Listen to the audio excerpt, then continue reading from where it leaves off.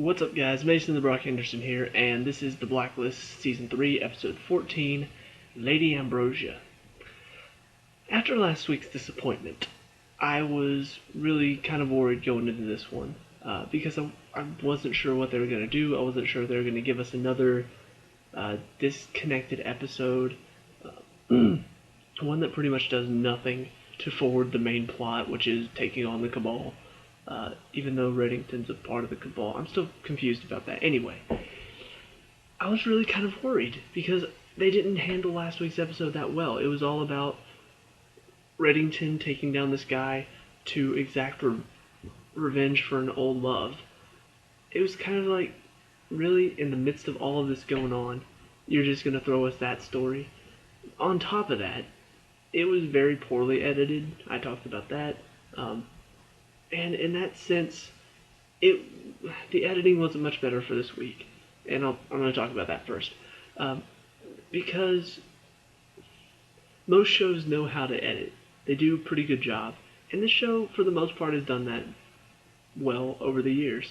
I don't know if it's been a problem, but for the past two episodes, it's been very distracting. Like, I'm watching, and they're doing this one thing, and then they cut quickly to this other scene, and it's the same people that were just here doing one thing. Now they're here doing another thing. I'm just like, wait, you gotta connect the dots. Like, why? It's so hard to follow at times. And one moment you're here with Liz, or with Wrestler, or Navabi, or with Reddington, and they're doing something about the case, and then all of a sudden, quick cut to Tom doing something over here. And I'm just like, wait, you lost me. Give me a second to kind of change. Because it's so quick that you're here 1 second and all of a sudden you have to be over there. They don't do a good job of transitioning that well. At points it feels like the scene's not over, and then all of a sudden it is. And it's just like, wait, you have to do a better job of ending a scene, because that was not well ended. It didn't feel like it was ending. I felt like I was just starting that scene. Like I said, I don't know if it's been a problem in the past, but if it has, it's not been this distracting. In the past two episodes, very distracting. The story itself, it does connect to the overall plot. So I like that. I like the fact that even at the end, like, what's his name? Cooper was talking to Navabi, and it's just like, what was this all about? What does Reddington get out of this? And we get to see what he gets out of it. He gets that folder full of papers on something, and it'll likely be explained later, but for now I'm just like, okay, I'm assuming this connects to the main plot.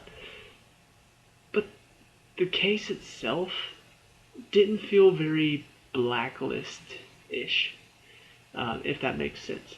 Like, there's a certain tone that most shows start to get. They start to have this tone that you tune in and you're just like, see, that feels like a Blacklist episode.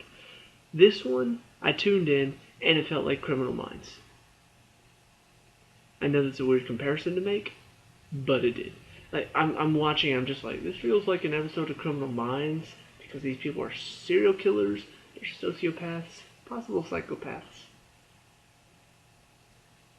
I'm watching Criminal Minds. Actually, I'm watching the Blacklist Criminal Minds version. Because honestly, this case felt like a Criminal Minds case. You see the bad guys doing their thing with all these kids. You know who they are. You know kind of what's going on. It's just the team that the team that you tuned in to watch. They don't know what's going on. They're slowly figuring it out, slowly getting more clues. But you kind of already know everything. And that's generally a Criminal Minds episode. And I'm not saying they can't do that for the Blacklist, but just the bad guys in this one felt like they should be bad guys in Criminal Minds. The tone of it felt very Criminal Minds-ish. They're trying to discover what's their motivation for doing this. And you find out that this lady has a pretty crappy backstory that leads to this. She has two sons. One of them is still alive. But the son that died, he was like this, he's a really great guy. He's athletic. He's smart. All of these great things, and he dies. And the other son is like broken, damaged, as she calls him. But he has some brain issues, so she sees him as damaged, and all these kids that she's killing and that she's kidnapped, they're all kids that were given up for adoption or something like that. And so she sees them as, I need to kill them so they don't become what my son has become. That's a Criminal Minds type thing. That is something that they deal with on that show. And so it didn't feel like the Blacklist. It didn't feel like a blacklister. Blacklisters for the most part are these corrupt people that are just, what they're doing is just downright evil. This one felt more like she's just a psychopath. And not many, we've had a couple of crazy people on the Blacklist, but none of them have felt so, I don't know, like there's some backstory that led to the reason they, and this could just be because I don't remember the first and second season that well. I know that sounds really bad, but honestly, I remember the main story, but as far as the cases themselves, some of them stand out, some of them do not. I don't know if we've ever had a case like this before that feels very Criminal Minds-ish, but it doesn't feel like we have. Like this, it feels different. It feels different from what's going on in the show. And it kind of works against it in this episode, because it's a bit distracting, because I'm tuning in expecting to see the Blacklist, Reddington taking down somebody for, the reason to forward his plan, whatever's going on. And yeah, he does, but at the same time, it kind of feels like his plan itself feels a bit, what? You really set all of this in motion, and it all worked out for you? Because you find out that one of the girls that got kidnapped and is in this group and almost dies at the very end is the daughter of the woman he goes to see, who is using sign language. And she's the one that gives him the folder at the end. It's like, wait, all of this worked out for you. You happened to get to these people on her 12th birthday, which is when they kill the kids, and happen to stop them right before they kill her. All of this just worked out way too well. I would have been able to buy it if this little girl it just happened to be one of the girls in the group, but it turned out to be the exact girl they were killing on that day. He saved her. And I'm just like, see, I can't buy that. That is too coincidental for me. And I've bought a lot of coincidences on the show. I've watched this show and said, that's not exactly realistic, but you know what? It was enjoyable. It was fun. This one just it still felt like a mess because of the poor editing. But it also just felt so bland and not exciting. And even if we have had crazy people and psychopaths and Criminal Minds stuff on this show before, this is the first time that's just been kind of like, even the way it ends. The son throws the mother down the well and then jumps down himself. I'm just like, yeah, I saw that coming. Like, it was just so bland and boring. I couldn't get into it. And the show is not known for being bland and boring. And even the stuff going on with Elizabeth right now, is she going to have the baby? Is she going to put it up for adoption? Blah, blah, blah, blah. It kind of felt like a sitcom at points when she has to be watching over this kid that was taken by these people but escaped somehow. I don't really remember how he escaped or how they found him. Anyway, I don't know if they even talked about that at all. But she has to take care of him because they're suspecting the parents. It's almost like a sitcom. Like, you think about somebody has to be a parent in the future. What do you do in a sitcom? Well, you give them a kid to take care of for a little bit so they realize how tough it is, and maybe they're not cut out to be. That's exactly what happened. She has to take care of this kid. I'm just like, we're doing this on the Blacklist. We are seriously going to do this. Now, to be fair, it's probably... No, actually, it's exactly what would have happened on a sitcom, except it would have been funnier on a sitcom. Because she's cooking, and all of a sudden she starts burning everything. That's very. It should be comedy. It wasn't because she's freaking out and like the look on her face is like very emotional, and then this guy comes in to shut off the alarm with a gun, and I'm just like, see, this would all be funny if it was supposed to be funny, but it's supposed to be very serious, but it doesn't feel serious either. Like, who burns all of this crap? Like, who does that? I get that she doesn't know how to take care of a kid, but she knows how to cook, right? Like it had nothing to do with the kid. It wasn't like the kid did something while she wasn't watching, and stuff started burning. No, she put paper towels right near a pan that was cooking something, and it catches on fire. I'm just like, this has nothing to do with being a parent. This is just you being stupid. And I'm watching. I'm just, do you want me to laugh? Like, is that what the point of this was? Was it supposed to be a bit of comedy? Because the guy barges in with a shotgun. I'm just, what is going on? Like, this is not the Blacklist. This does not feel like the Blacklist. I don't get it.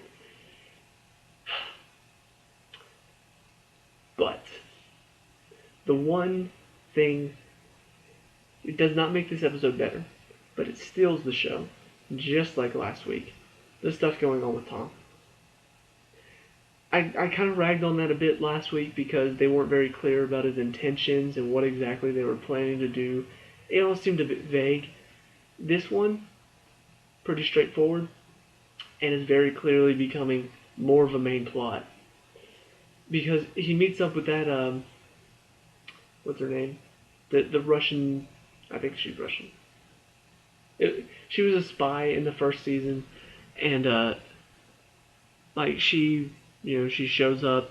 She and Tom have like a bit of history together, I think. But she shows up last episode, and Tom is looking for a job. He's going to work with her so he can make money to support himself and Liz and the baby. And so you kind of get the feeling that they've done the job or something. It's still a bit vague in this episode, but what is not vague is that this girl gives him a way out. Gives him a way out of what's about to happen. I'm just like, yeah, Tom, you're an idiot. Like, and it's almost like I can't tell if he doesn't realize it or if maybe he knew and so he put himself in that situation. I don't think he realized what was about to happen. But you could kind of get a sense that something bad was about to happen because she was just like, this is your last chance. I'm just like, those words are going to mean something really bad. And so they open up the back doors where Tom and all these other guys are sitting, shoot up everybody, and she leaves and she says, torch the bodies. And then he pops up, still alive, with a pistol and shoots the two guys that were about to kill him. The girl was gone at this point. And so he breaks into a house and like pulls a bullet out of his leg, and then a kid shows up at home,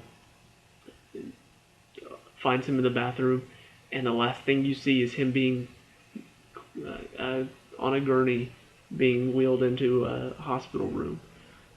And it's just like, see, this is the type of stuff I want to see more of. I want to see more intensity and drama and twists and turns and, oh, I thought you could trust her, but you really can't. I want to see more of that stuff. Because they haven't been showing us that in the main plot.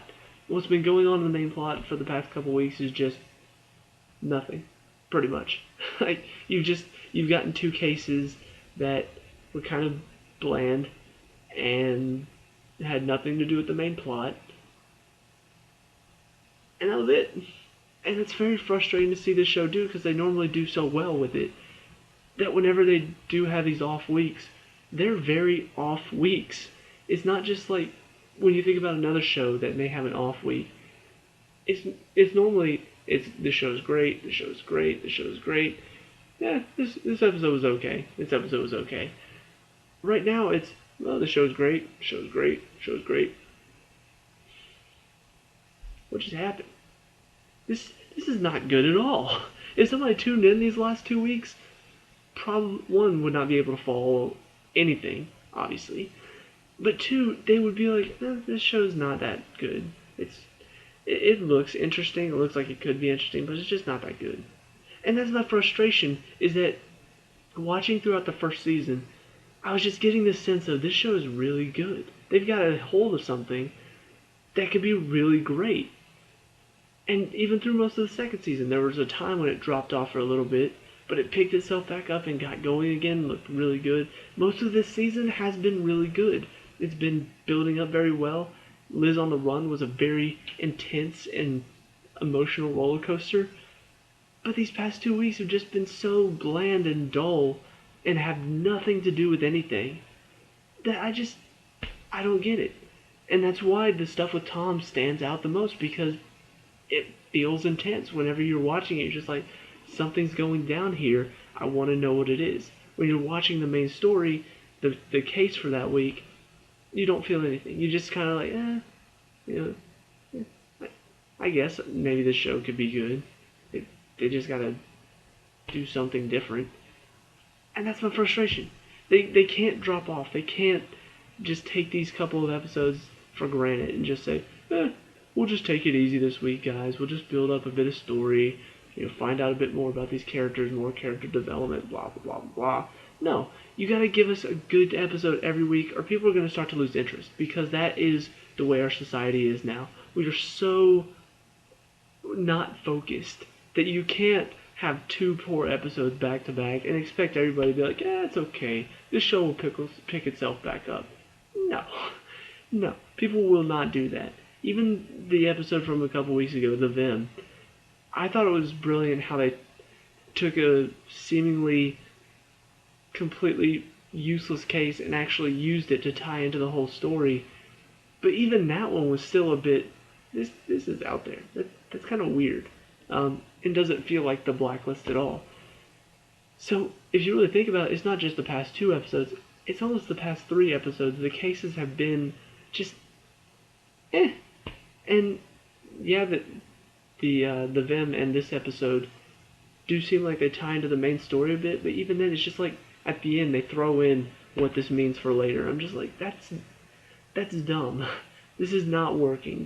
They've got to change something, because right now, you're starting to lose interest. And if you're losing interest for me, likely a lot of people are losing interest, because I'm somebody who likes to try to stick it out, even if there are a couple bad episodes. I'm like, okay, maybe it'll pick up, just give it some time. But they're not. And so, hopefully something changes, because right now it's not going that good. But that's my opinion. What do you think? Let me know down in the comments below. Is this show doing as poorly right now as I think it is? That's a big topic to talk about. Leave a like and subscribe for more Blacklist content, and check out my other videos. And I'll see you at the next review. Peace out.